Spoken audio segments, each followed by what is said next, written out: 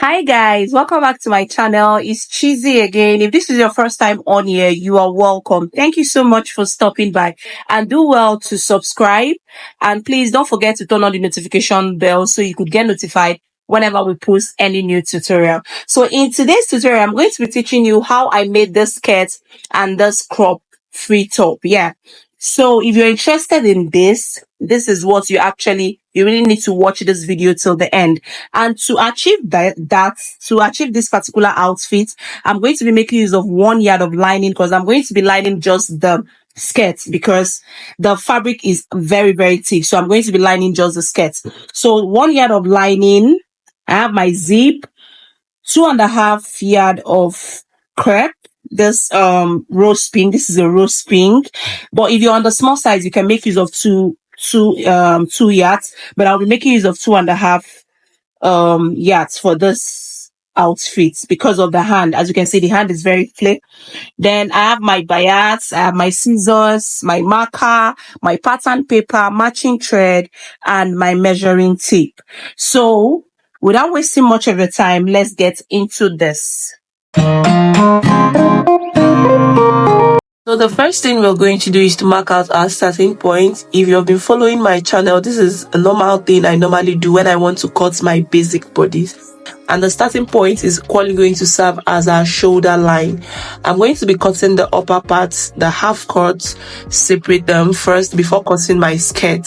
So this is going to serve as our starting point, and it's equally going to serve as our shoulder line. So from there, I'm going to go down by her bust length, which is 10. I'm going to be marking that. After that, I'm going to be going down to her to achieve her waist measurement.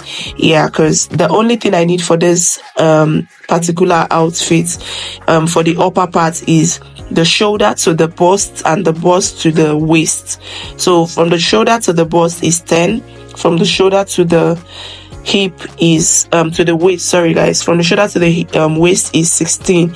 So I'm going to mark that, and I'm going to use my ruler to connect that. So I'm going to be achieving the length of this top. But for the length of the top, I'm going to be using the waist as the length of the top. I just marked that 20. That 20 inch is going to serve, that extra inches I added is going to serve as our folding for the top. So I'm going to go ahead to reconnect it, mark a straight line for my bust point. After that, I'm going to mark a straight line for my waist point and for the allowance I made down there. So the next thing I'm going to do is to label my lines, my shoulder line, my bust line. I made a mistake there, but I corrected it. My bust line and the waistline. Remember, I told you that other 3 inch I added down there is going to be serving as a folding allowance. This dress is a crop top, it's short, so the actual length is going to be stopping at the waistline. So after doing that, what I'm going to do now is to take her shoulder measurement, and her shoulder measurement, I'm going to be dividing our shoulder measurement by 2, which is 15. Then divided by 2 is going to give me 7.5. I'm going to mark that exact 7.5 down there. The next thing I'm going to do is to come down by our armhole, and our armhole is 8. And I'm going to mark that. That armhole now area is going to serve as our chest line area. So I'm going to use my ruler to connect that just like so. So this part I'm connecting a straight line like this is going to serve as our chest line, which is equally going to serve as where I'm going to take her bust measurements from. So I'm just trying to make the line visible. After that, I'm going to connect it to the shoulder where I marked just like this. So I'm going to go ahead to label that the chest line so you don't get confused. After that, what I'm repeating myself. This is the shoulder line, this is the chest line, the bust line, the waistline, and the length of our top. So what I will do now is to take her neck measurement, and for the neck, I'm going to be using, for the neck width, I'm going to be using 3 for the neck width. Then for the neck depth, I'm going to be using 2, because this is kind of a turtle is not that deep. The neck is not that deep, so I'm going to be using 2 for the neck depth. So after which I'm going to connect a curve line with my ruler. You can use your free hand if you want. I'm going to connect a curve line, so that part is going to be serving as our neck area. So I'm going to be coming down from that neck area. I'm going to be coming down from that shoulder area. I'm going to be coming down by 1 for our shoulder slope, and I will connect it to the neck area. So like you see me doing, you can use your free hand, but just make sure you connect from that to the neck part where you got your neck measurement. So we're going to be dividing that area by 2, which I have 7 from the shoulder slope. I'm going to be dividing it by 2, which is going to give me 3.5, and I'm going to be coming out by 1/2 inch, and I'm going to connect from there. I'm going to connect a curve line, just like you're going to see me do. But first, before curving my armhole, I'm going to take her bust measurement divided by 4, her round bust divided by 4. I'm going to take that, and I'm going to add some allowances. You can add as many allowances depending on how free you want your top to be, but I'm going to add at least 2.5 allowance to that. So from there, I'm going to curve from that 1/2 inch I come by. I'm going to make a curve line out of it to get my armhole area. So the next thing I'm going to do is to take her waist measurement, and her waist measurement divided by 4, her round waist measurement divided by 4 is 9.5, and I'm going to be adding extra allowance to that, about 2 to 3 inches allowance to that, because this is going to be free. The top is going to be free, like I said before. So I'm going to be connecting a straight line from our bust measurements down to the waist measurement we just got, and after that I'm going to extend that line to the 3 inch I went down by for the length of the top, which I'm actually going to use as my folding allowance. I'm going to just connect that straight line down there. So that's what I'm trying to do. So this is our basic body. I'll just go ahead to cut out the upper parts. So, but note that I'm going to use this, I'm not going to be cutting the back. I'm not going to be drafting out the back on a pattern paper. I'm going to be using this front pattern paper to draft out my front on my actual fabric, and I'm equally going to use it to draft out my back from my actual fabric. So this particular pattern measurement I took, this particular pattern paper measurement I took, is going to serve as our front and as our back. Just that the difference is that the back is going to have about 2 inch zipper allowance. When I'm doing that, I'm going to explain better. Please, besties, if you've watched to this essence and you're yet to subscribe, please subscribe immediately and turn on the notification bell so you get notified whenever we post any tutorial. So I hope you do that. Thank you very much. Let's get back into the video. So the next thing I'm going to do now is to draft out my actual to use my pattern paper to draft out the actual fabric. So what I'm going to use my pin to pin that down for it not to dance away. I'm going to pin the upper part, and I'm equally going to pin the lower part. So this is the front. We're trying to cut for the front. So after that, I'm just going to cut round, and when cutting, you can decide to give yours 1/2 inch when cutting on your actual fabric. You can decide depending on how many allowance you added to your pattern paper, but for me, I'm going to be giving about 1/2 inch. I'm going to be cutting, leaving about 1/2 inch when cutting, so that's equally going to serve as my sewing allowance. So that's what I'm trying to.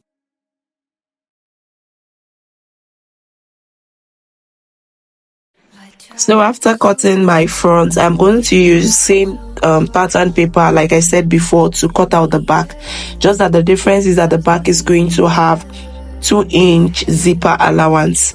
So I'm trying to arrange my fabric like so it to be well placed. I'm going to use the front pattern paper to place it on my fabric to cut out the back. So guys, this is the back I just cut out. So the back has 2 inch zipper allowance. So that is it for the upper part of this top. So let's go ahead to cut our skirts. So for the skirt, I'm going to go ahead to mark our starting point, which I've already done, which is also going to serve as our waistline. So from there, I'm going to be marking our hip line, our hip line, which is 10, and I'm going to connect a straight line for that. So for this skirt, what we're going to be making use of is the waist line, the hip line, and the length of the skirt. So the waistline is also serving as our starting point. So I'm going to go ahead to take the length of the skirt. The length is going to be 18, but I'm going to be marking 20. The 2-inch allowance I added is going to serve as our folding allowance, like you see me doing. So the next thing I'm going to do now is to take her waist measurement divided by 4. Her round waist divided by 4 is 9.5, and I'm going to be adding extra 1.5 inch for sewing allowance, and that is what I just did. For the hip part, I'm going to be measuring her round hip divided by 4 and her round hip divided by 4. After that, I'm going to be adding extra 1.5 inch. Around hip divided by 4 is actually 12, so I'm going to be adding 2 inch for the sewing allowance. So same thing I'm going to do, because this is a kind of pencil skirt. I'm going to be minusing whatever I get from the hip part. I'm going to be minusing 1.5 from it, and I'm equally going to mark it like this. So I'll just go ahead to reconnect those lines. So I'm going to be using same for the front to draft out the back, but first I'm going to be notching the upper part, so I will know the upper part. So I'm going to place my fabric like so, and we're going to be cutting out our back. The back is going to I'm going to fold its SS, because it's going to carry about 2 inch for the zipper allowance. So what I'm going to do now is to place our fabric, and I'm going to be giving 2 inch gap for our zipper allowance. So this is the 2 inch for the zipper allowance. What I'm going to do now is to come in by 1 inch, and I'm going to mark a straight line. I'm just trying to arrange that fabric like so. So I'm going to be from the hip part, I'm going to be coming in by 1 inch, so that it's going to prevent our zip from bulging. I'm going to be coming out by 1 inch, then I'll mark a line, then I'll connect it slantly down, and I'll connect it slantly up. But first of all, I'm going to be cutting out the fabric first before working on our zipper part. So like I said before, I'm going to be coming out by 1 inch, and I'm going to mark it and mark a straight line connecting inside like so from the from our hip part, from the hip side. I'm going to be slanting it up like this. It's going to prevent our jib from bulging out. So after marking it, I'm just going to go ahead to cut that out like so. So for the sleeves of this outfit, I'm not going to be explaining much, because I've explained on how to, I have a tutorial where I made on how to cut your basic sleeve. Or rather, if you're new here, I'm just going to drop the link down the description box, so you would check it out on how to cut your basic sleeves. So I'm going to mark our starting point like this. So I'm going to be coming down by 4. I'm going to be coming down by 5. You can use 4.5 if you want, and that area is going to be serving as our bicep line. And if you don't know what a bicep line is being demonstrated on the screen right now. So that's going to serve as our bicep line. So after that, I'm going to be going down by 6 or 7 for her elbow line. And this is a long sleeve. This is a long sleeve. If it was a short sleeve, I'm just going to take her starting point, her bicep line, and the length of the sleeve. But because this is a long sleeve, I'm going to be taking the starting point, the bicep line, and the elbow line. Then after that, I'm going to achieve the length of this sleeve. So as for the length of this sleeve, I'm going to be going as much as I can, because this is a flay hand. So I'm going to be going by 29. Actual sleeve is actually 26, but I'm going to be adding extra 3 to 4 inches folding allowance for that, so that I can achieve that flay part by the side.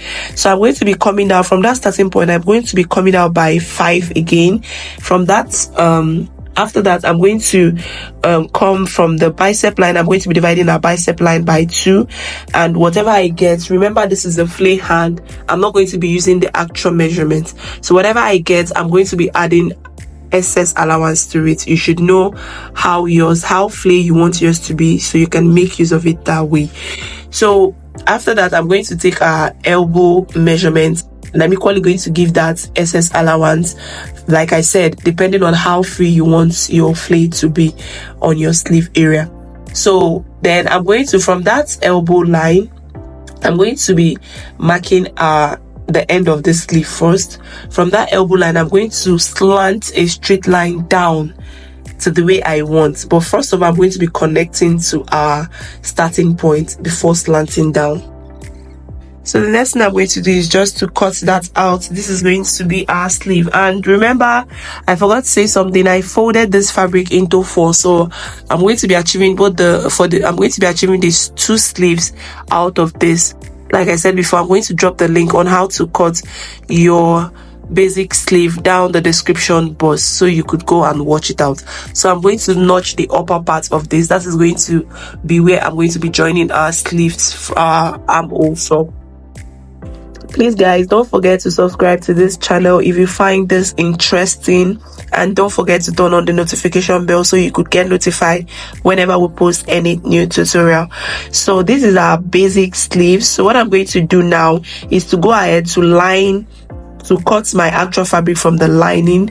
So for the lining, like I said, I'm going to be using one yard for it, because I'm going to be lining just the skirt. And when cutting your lining, always remember your lining should be about 1 or 2 inches shorter than your actual fabric, so after joining, the lining doesn't come outside your outfit. So I'll go ahead to join our skirt, and when I'm done, I'm going to show you how it looks.